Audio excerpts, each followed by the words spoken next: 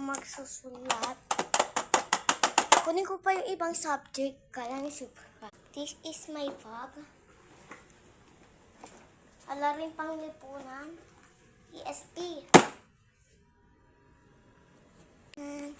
Ito na lahat ang mga subject ko. Meron diyang English. Puro kuromi. Ano na? Yung par.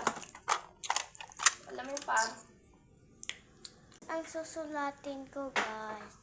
Ayan, may kuromi. Kasi favorito ko si kuromi. Diba? Kaya nga party case ni mama kuromi. Diba? Pag ganun pa si ante, hindi na magsulat. So guys, tatapusin ko na to.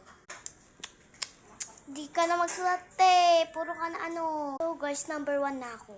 So guys, number 2 na ako. So guys, antayin nyo na lang yung part 2. Wala na akong oras.